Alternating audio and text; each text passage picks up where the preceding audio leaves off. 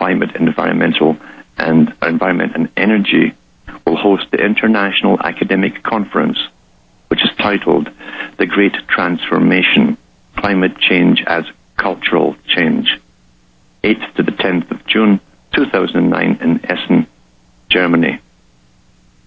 And they have follow-ups. And of course, they've got all the biggies there preaching about global warming and all the social engineers there across the planet from the big foundations to ensure, and this is where they'll lay down the format really for the rest of the world to copy. The whole new Fabian system is being brought in with massive government worldwide, eventually under world government, one world government, where they'll rule you from birth to death with the planned, sustainable society. Sustainable means whatever figure should be born in a year will be born, and no more. That's what it's all about. That's what it's all about. It's a political agenda wrapped in scientific nonsense. That's what it's about.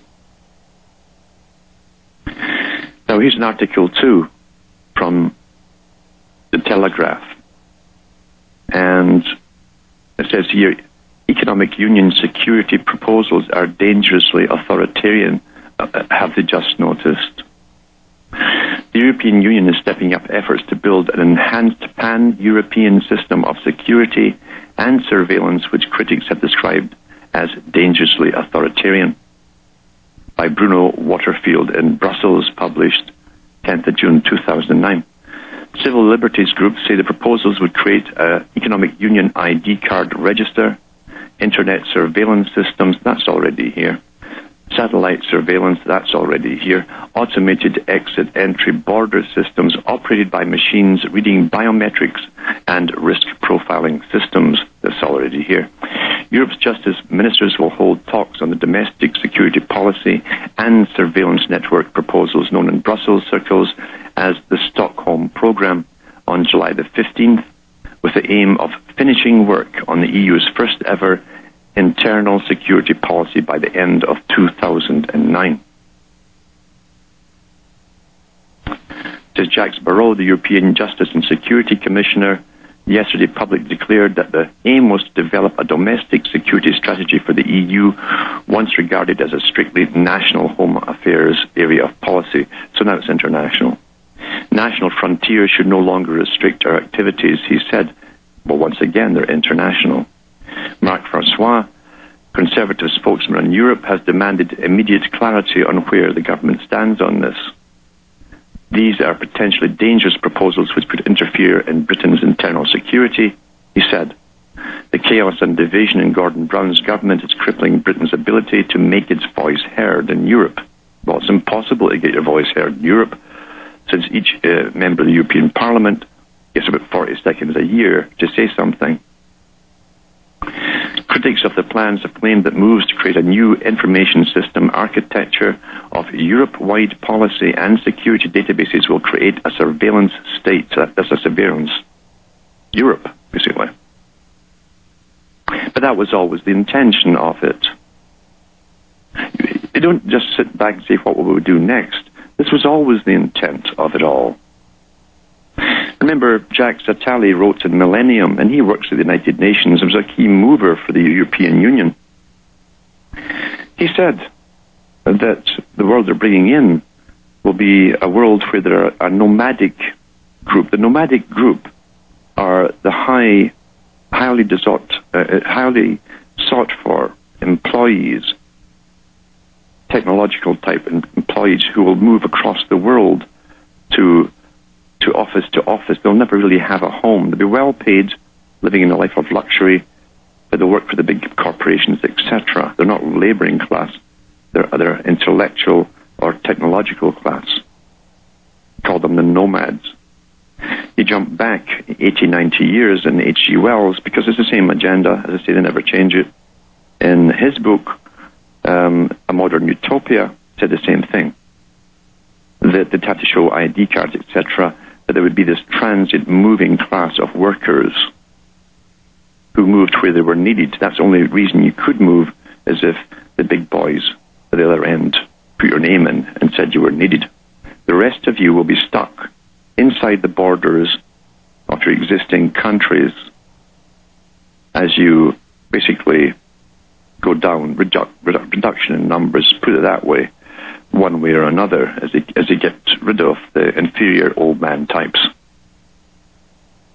It says critics of the plan claim that moves to create a new information system architecture of Euro-wide security and security bases will create a surveillance state. Well, it's already here. Yesterday I was trying to explain what the Soviet Union was like, and I said, well, you needed ID cards and permit travels for travel, and you had to obey guys with machine guns, etc., checkpoints and blah blah blah. I said, in fact, well, it's exactly as we are now across Western world. You see, we are now the Soviet Union.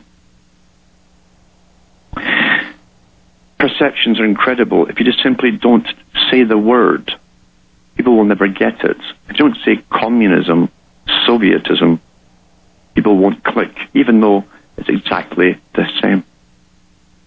That's why the media avoid these words. They'll describe it all, but they won't use the word. Because if they use the word, you go, bingo, and you'll say, why is this? You're supposed to all think this is all normal. Yeah, normal. The new normal. The children think it is. They're getting trained at school. I've been for ages to go through checkpoints. Back with more after these messages.